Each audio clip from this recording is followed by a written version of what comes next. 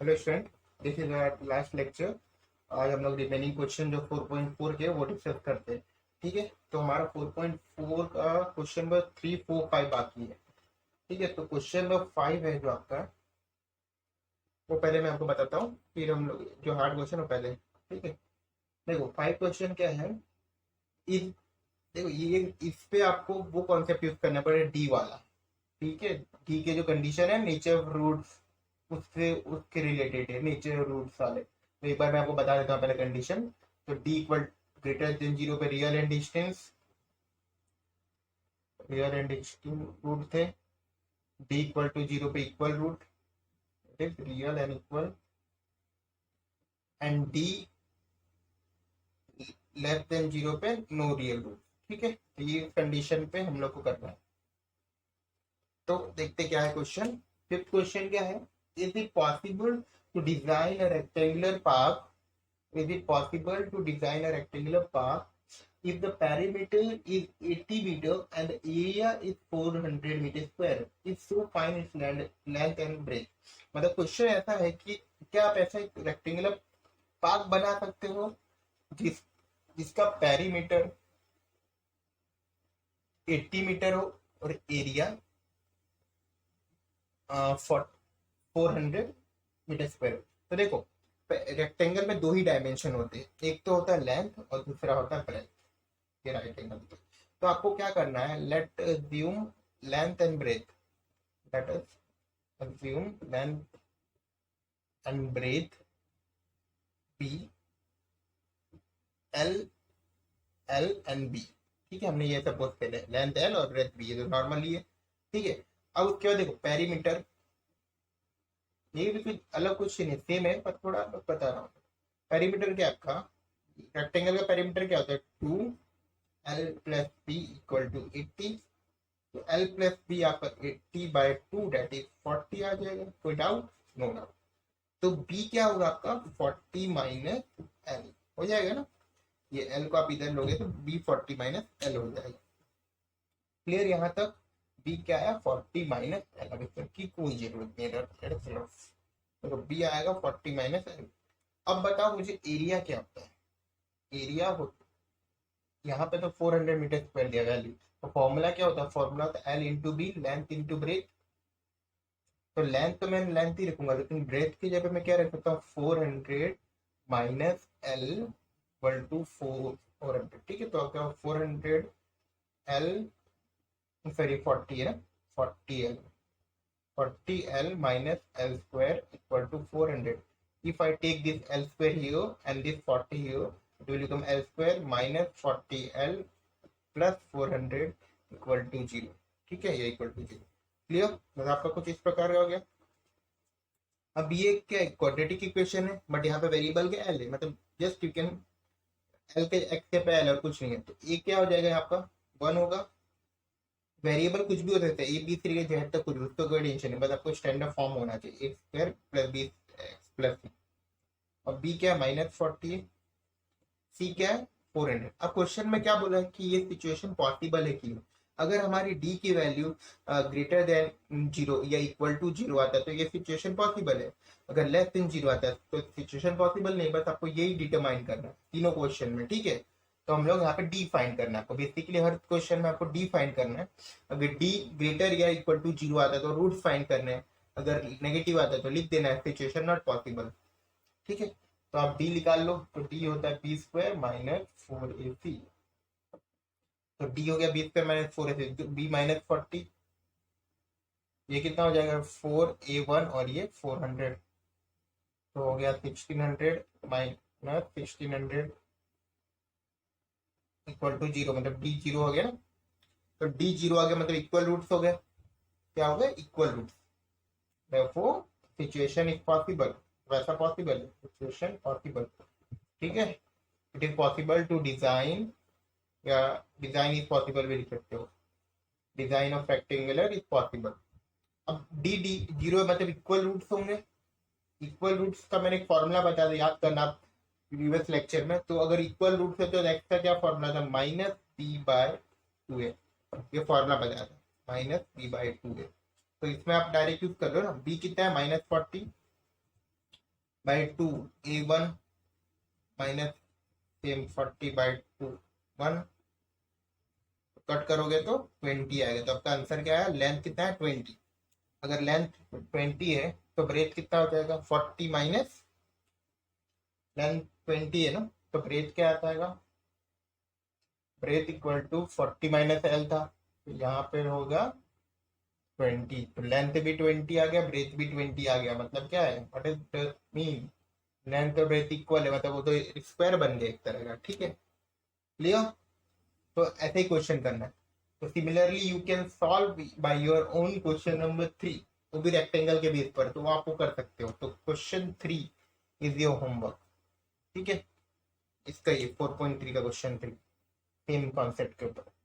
Now coming to the question number 4, that is the following situation possible, if so determine the present age। देखो question दिया है, the sum of the ages of the two friend is 20 year, मतलब दो friend का sum of age 20 year है, two friends। ठीक है, 4 year ago the product of the age is in year was 48, मतलब 2 साल पहले या 4 साल पहले। तो हम लोग ले लेते हैं let the age of first friend be X year. ठीक है, पहले फ्रेंड का एक्स है, तो दूसरे फ्रेंड का ऑटोमेटिकली क्या हो जाएगा, second friend age equal to 20 minus X. क्यों, दोनों का सम कितना है 20 है, तो क्लियर हो रहा है, कब से करवा रहा हूँ। ठीक है, एज 20 माइनस एक्स जाएगा, क्लियर। अब बोला है 4 साल पहले, तो हम लोग लिखेंगे 4 year अगो, 4 साल पहले प्रोडक्ट वॉज, कितना था प्रोडक्ट 48। तो 4 साल पहले इसका एज कितना हो जाएगा एक्स माइनस 4, और इसका एज कितना हो जाएगा 4 साल पहले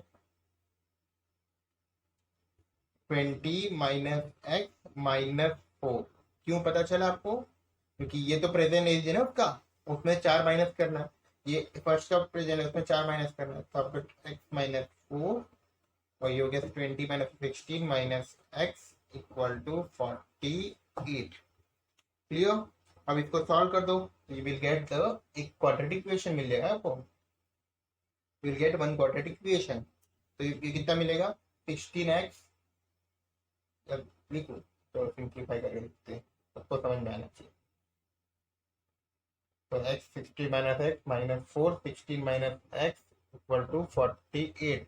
तो ये हो गया 16 minus x minus X square minus 64 plus x equal to 48। अब ये सारे टर्म को उधर लेके जाओ, पहले सिंप्लीफाई कर लेते हैं। 16 plus 4 20x minus X square minus 64 equal to 48।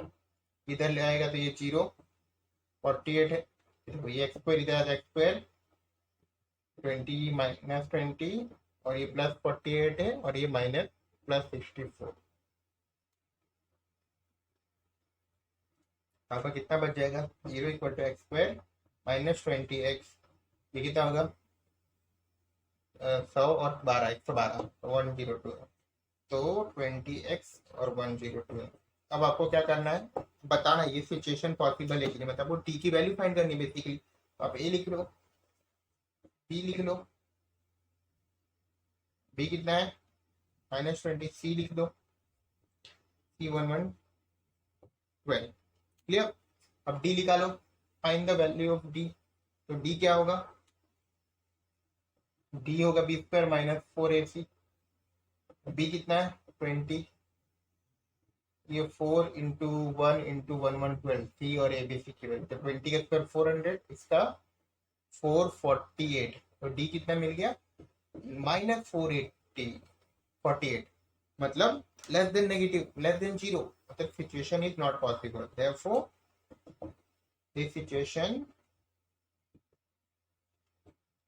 Is not possible. जब भी डी नेगेटिव आया मतलब वो सिचुएशन पॉसिबल नहीं, मतलब एक्स की कोई वैल्यू ही नहीं आएगी, मतलब आपका पॉसिबल नहीं है। क्लियर, ये कॉन्सेप्ट ठीक है, ये आपको कॉन्सेप्ट क्लियर हो गया। अब एक क्वेश्चन तो आप खुद से ट्राई कर ही सकते हो ना, तो ठीक है, आप खुद से ट्राई कर लेना।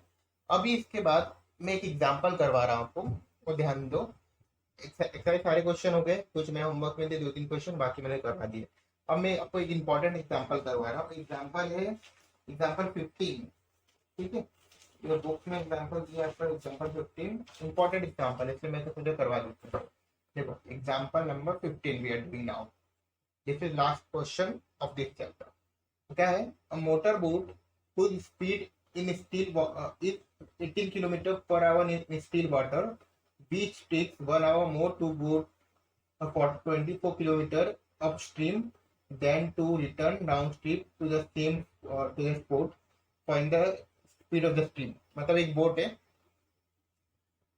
बोट है और उस बोट का केस क्या है कि जब उसकी स्पीड है, क्या है speed, speed of the boat, speed of the boat is given to you that is 18 kilometre per hour. किसमें? स्टील वाटर, मतलब जब वाटर में कोई फ्लो ना हो, स्टील वाटर में, ठीक है। और हम लोग को लेट अस अज्यूम, पहले हम लोग को किसका स्पीड ऑफ द स्ट्रीम निकालना, तो let us speed of the stream be X. मैंने ये क्वेश्चन क्यों करा और एग्जांपल में सॉल्व दिया, बट इंपॉर्टेंट क्वेश्चन है, ठीक है, तो आपको करना जरूरी है। Speed of the stream be X kilometre per hour, clear. अब देखो डाउन स्ट्रीम और अप स्ट्रीम की बात हो रही है, तो पहले तो आपको पता रहना चाहिए डाउन स्ट्रीम और अप स्ट्रीम क्या होता है। तो डाउन स्ट्रीम डी एस मतलब डाउन स्ट्रीम क्या होता है? Speed of the boat plus speed the boat plus speed of the stream होता है। आपको ये पता होगा, आपने लीनियर इक्वेशन में भी किया था, ठीक है। तो यहाँ पे स्पीड ऑफ द बोट 18 है और स्पीड एक्स है, डीएस मतलब डाउन स्ट्रीम, ठीक है। तो ये क्या हो गया? डीएस डाउन स्ट्रीम स्पीड, ये हो गया 18 प्लस एक्स। डाउन स्ट्रीम का मतलब होता है टू विद द फ्लो, मतलब फ्लो के साथ जाना, और अप स्ट्रीम स्पीड क्या होती है? माइनस होता है। तो हम लोग ये को माइनस कर सकते हैं, 18 माइनस एक्स। तो ये दोनों आ गए अपस्ट्रीम और डाउन स्ट्रीम स्पीड। अब नाउ देखो क्वेश्चन में आपको दिया है down upstream takes 1 hour more to go to the upstream की जो टाइम है ना वो डाउन स्ट्रीम से 1 hour मोर है। तो मैं ऐसा लिख सकता हूँ, T1 मतलब अपस्ट्रीम का टाइम, आप लिख देना T1 with the time taken upstream and T2 with the time taken downstream. Sorry, T1 up downstream है और T2 डाउन अपस्ट्रीम है, क्लियर। तो इट इज ऐसा लिख देते, चलो up upstream time equal to down stream time plus 1, मतलब upstream में ज्यादा टाइम लगता है हमेशा, इसको पता होगा। तो इसको T1 equal to T2 equal to T1 plus ये, ठीक है। तो ये आपको इक्वेशन 1 हो गया। अब सबका टाइम निकाल लेते हैं, T1 क्या होगा, T2 क्या होगा, वैल्यू को पुट करेंगे। तो देखो T1 क्या होगा, what will be the T1।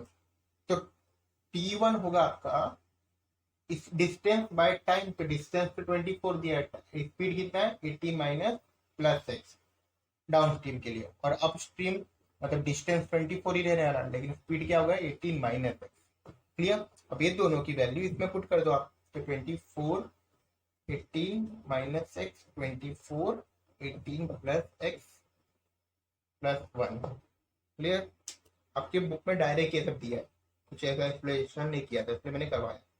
24 18 minus x minus 24, मैंने क्या करूँ टर्म को वेरिएबल को एक साइड ले रहा हूँ 1। अब इन दोनों कॉमन क्या है 24, टेक 24 आउटसाइड, तो आपका बचेगा 1/18 minus x minus 1/18 plus x equal to 1। Now देखो 24 को क्या सीरीज रख सकते, नीचे क्या हो जाएगा 18 माइनस एक्स और 18 प्लस एक्स टू 1, ये इधर और ये इधर 18 minus plus x minus bracket का यूज करना हमेशा 18 माइनस, ठीक है।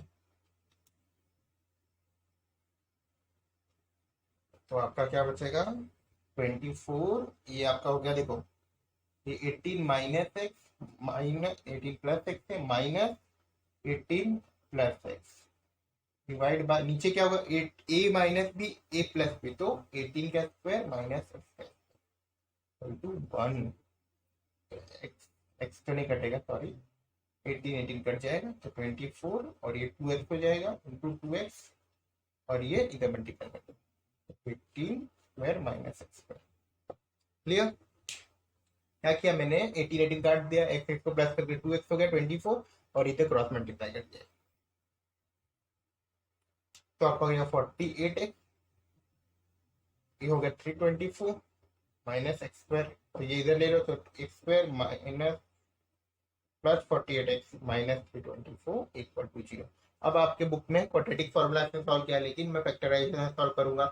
तो 324 का मैंने निकाला, मान लो मैंने 324 सिंप्लीफाई किया तो कितना हो जाएगा 162 और किया तो 81 और किया तो 327 393। ठीक है, तो मुझे 48 चाहिए डिफरेंस, मतलब एक नंबर बहुत बड़ा होगा एक नंबर बहुत छोटा होगा, ये आपको समझ रहे हो। 48 डिफरेंस तभी आएगा। तो 48 लाना है तो मैं क्या कर सकता हूँ, मुझे मान लो 427 होगा। अगर मान लो ये पूरे मैंने मल्टीप्लाई किया 27 और ये कितना हो जाएगा आपका 4 12 नहीं होगा 27 4। तो आप क्या कर सकते हो व्हाट यू कैन, तो आप इसमें क्या कर सकते हो, ये 27 है ना, तो अगर मैं ये तीन टर्म को ले लेता हूँ 27 3 इंटू थ्री 3 इंटू थ्री 27 और एक 2 को ले लेता हूँ, मान लो 54 बन गया, एक बड़ा नंबर आ गया और रिमेनिंग ये 2 को ले लेता हूँ तो 3 इंटू 6, तो आपका 2 फैक्टर बन गया 54 और 6। इसको करने पे आ रहा है आंसर, तो मैं क्या लिख सकता हूँ x square plus 56x minus 8x minus 324 equal to 0। तो इन दोनों कॉमन है x प्लस 56 एक्स कॉमन, इसमें 8 common, x plus 56 equal to 0, x minus 8 और x प्लस 56 इक्वल टू 0। तो आपको दो आंसर मिल जाएगा, एक x इक्वल टू 8 और दूसरा x इक्वल टू माइनस 56।